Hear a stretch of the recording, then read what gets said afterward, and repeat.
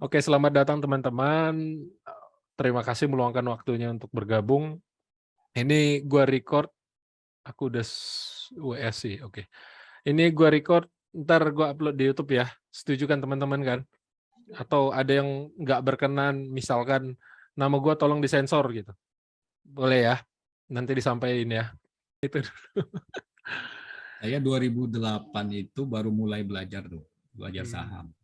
Ditawari teman, ikut sekitar 50-an juta lah, itu hilang betul. Waktu itu saya pegang tiga saham Bumi, sahamnya Bumi. satu, kalau nggak salah satu lagi apa tuh ya, Bumi yang betul-betul hancur tuh. Bumi gara-gara kalah ini sama Rothschild ya, Om Rally Ya? kalau nggak salah ya. Karena sengketa sama Rothschild ya. Anggota Rothschild siapa ya? Ned Rothschild itu siapa ya waktu itu? Ya pokoknya dia kena impact. Saham ngeri loh, saham itu. Kalau kepukul bener gitu. Sekarang kita beli saham harga 3.000, 4.000 per lembar. All in beli full total porsi yang belum ngerti lah ya. Waktu itu kan saya pun belum ngerti gitu kan. Pakai money management kan, pakai manajemen risiko. Saya all in beli. Padahal kalau di saham itu kan sistem yang dipakai kan sistem piramid tuh. Ya kan membesar ke bawah. Saya nggak pakai model begitu, langsung tak hajar all in beli. Karena yang ngasih inputan pun ya sama kelakuannya gitu, all in juga. Nah, kita baru belajar kan.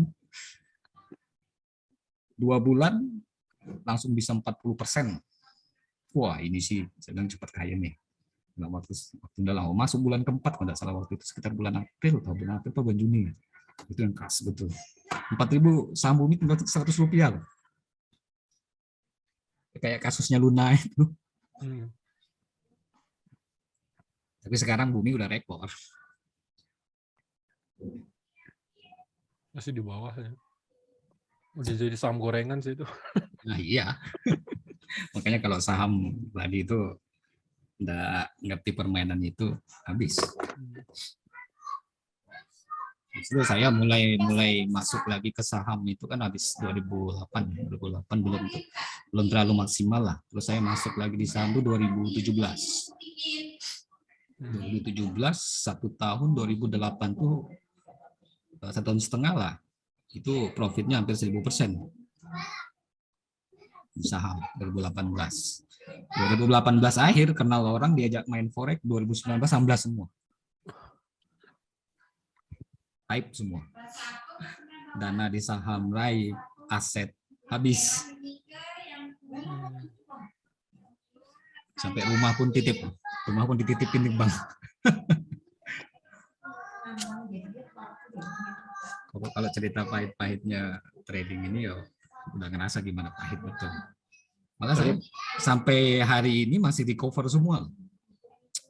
Setidaknya sih rumah udah balik, mobil udah balik gitu kan. Pelan-pelan recovery ya Bang ya? Iya. Tinggal sekarang di cover utangnya itu. Nah, ini nih Bang. Nanya nih aku Bang, mumpung sharing itu kan ibaratnya pengalaman pahit dari trading ya. Mumpung siapa tahu kadang kan orang nggak enak nge-share gitu ya. Apa namanya? Pada saat Abang sampai kayak kalau aku bisa bilang pakai istilahku hancur lah ya. Pada saat hancur kayak gitu secara mental kayak apa sih yang bikin Abang bisa balik gitu, masih pengen trading gitu? Ya banyak sih sebenarnya tapi di titik terendah itu wajar kalau kasus Surabaya terjadi gitu kan. Mungkin ada yang pernah dengar kasus Surabaya ya? Yang bunuh diri itu? Yang membunuh satu keluarga. Satu keluarga, iya. Ya, itu kasusnya sama. Jadi ketika tadi memang di titik terendah kita saat itu memang pengennya bunuh diri gitu kan. Sampai harus minum bensin kan, untuk bunuh diri. Nah di situ memang titik terendah tadi itu. Kalau kita memang tidak punya teman, maka mungkin saya pribadi appreciate lah setinggi-tingginya buat Bang Mario bikin grup ini gitu kan. Jadi kita tidak merasa sendiri gitu. Nah di saat kita loss besar-besaran tadi itu harus ada orang yang tadi bisa mendampingi kita. Betul. Orang itu punya basic sama gitu loh. Betul. Setuju. Kalau yang banyak tadi yang kasih saya masukan, tapi bukan trader kan saya tidak percaya. Iya, iya Karena kamu benar. tidak mengalami apa yang saya alami gitu. Feel-nya beda. Itu aku pernah ngalamin itu, Bang. Kan Iya. percuma mau ahli Percuma, psikologi bener. sekalipun tadi itu yang ngasih saya sampai 2 kali terapi loh. Karena tadi saya dibiayai kantor kan. 2 bulan tak masuk kantor udah calon-calon PHK udah kalau dipecat. Ya cuman karena saya tadi kerjanya di BUMN lah ya, kan tidak semudah itu dipecat gitu kan, prosesnya panjang. Kalau swasta sudah pasti kena Iya. tendang kan gitu. Nah jadi SP waktu itu Serikat Pekerja itu menyarankan untuk inilah ke psikolog dulu lah kan. Tidak ada hasilnya karena psikolognya kan tidak ngerti baca bahasa itu. Dia mau ngomong apapun tapi bahasanya kita memang susah untuk terimanya. Nah itu kalimat di akhirnya tadi itu mungkin masih bahasanya kita masih dilindungi Tuhan.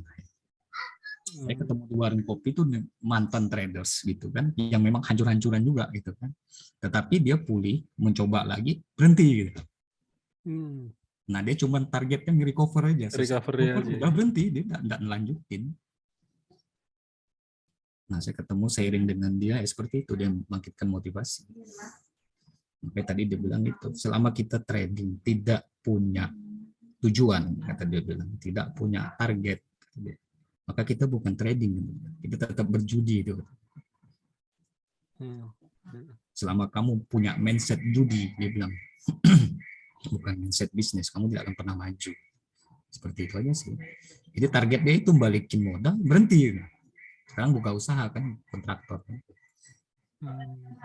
Itu saya mulai berpikir, sempat melarikan diri juga kan. Warga saya saya balikin ke orang tuanya dulu gitu. Saya cuti langsung ke daerah. Nah itu buat recover mental, betul-betul mental gitu. Gimana kita hidup sendiri merasa tidak enak tadi itu kan, di situ baru merenung tuh. Nah memulai awalnya lagi itu sama sekali tidak berani ngeliat chat. Mungkin bahasanya beruntungnya saya tadi itu ketika memulai itu lagi memang ditunjukin jalan seperti itulah. Makanya di situ tadi menurut apa yang saya pelajari, saya pahami gitu. Di situ sebenarnya karena kita trading itu tidak pakai perencanaan dan kita tidak punya target. Itu. Di situ sebenarnya kunci buat kita konsisten dengan cara disiplin. Jadi benar kata Master Gemma bilang, hanya orang-orang yang berhati bersih gitu loh, yang bisa masuk ke dunia trading. Karena selama hati kita tadi itu bahasanya tidak bersih, kita masih greedy, kita masih tamak gitu kan. Iya. Kita masih yang penting takut gitu kan. Ya udah, kita tidak akan pernah berhasil. Bersih dalam arti hilangkan itu dulu semua. Caranya bagaimana? Akan itu di situ muncul. Nah, kalau saya pribadi tadi karena mendapatkan metode pola tadi itu sedikit banyak udah membuat keyakinan saya ada gitu. Saya tahu pola bulan, setidaknya saya bisa meraba pola bulan ini akan trending gitu kan. Satu, saya udah punya keyakinan itu. Yang kedua, ketika kami membuat metode cara analisa dengan 3 tahapan itu semakin nambah lagi pengalaman kita, keyakinan kita. Nah, dan di kunci terakhirnya kita harus disiplin dengan target, baik itu target profit maupun target loss. Nah, itu kunci pentingnya sih menurut saya sih. Selama itu kita bisa jalani, gampang lah bahasanya kita mulai memaintain psikologi itu. Contoh nih misalnya target kita $10 satu hari. Loss dan profit kita $10. Itu tercapai out keluar. Udah jangan pernah nyentuh itu lagi. itu pasti aman ya. Pasti aman insya Allah. Karena saya menjalani ini selama 8 bulan buat nge-recover semuanya itu. Ya kategori berhasil gitu. Iya, aku beberapa kali gitu. Karena gini, kalau kita tidak punya target loss ataupun profit, saat kita loss, kita pasti akan timbul niat balas dendam. Tamak lagi gitu loh. Kalau tamak profit nggak apa-apa, ini kan tamak loss. Tamak. Ya kan? Udah tahu lossnya $50. Itu psikologis kita udah kena. Iya. Kita masuk lagi, saya jamin pasti loss lagi.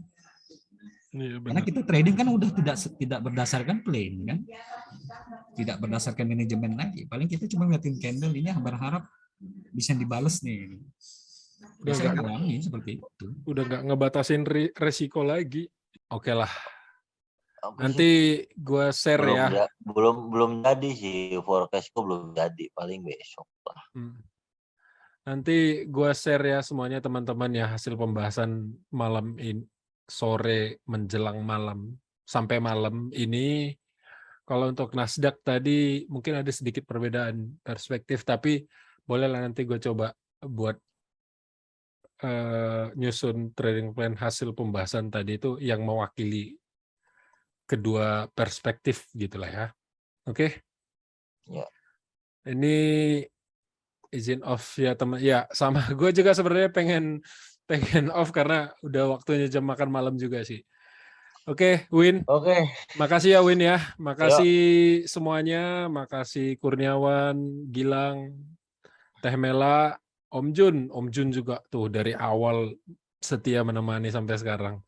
Ada Mbak Wina juga, Yanto, Yanto ya. Afrizal, Amara, Billy Amara. Gue panggilnya Billy apa Amara nih? Oke, makasih semuanya ya. Billy, oke. Makasih Bill. Oke. Ntar gue share semuanya ya. Oke. Oke, makasih Ngap. Oke. Ditunggu upload YouTube-nya nggak? Oke, siap. Lu udah subscribe kan? Udah 2 malah. Wih, mantep. Kalau oke. Nih, gue kasih bocoran deh sedikit. Subscribernya udah berapa nih? 85. Enggak, lebih loh. Lu Mana? kaget ntar. Tuh. Buset. Jadi itu ya, tolong ditambah ya. Om tantenya, ponakan, semuanya itu diajak subscribe the source. Oke teman-teman ya, makasih semuanya. Selamat malam, selamat malam Senin. Selamat Bangun subuh. subuh Ya langsung kan? entry. Iya, Oh enggak, iya. langsung Bang. cut profit gitu maksudnya. DH lewat itu mah. DH itu 1000 subscribernya beli tapinya. Oke, makasih ya teman-teman. Selamat malam. Zoom meetingnya gue end ya. Thank you. Semuanya, thank you. Yuk, mari. Bye-bye semuanya. Dah. Good night.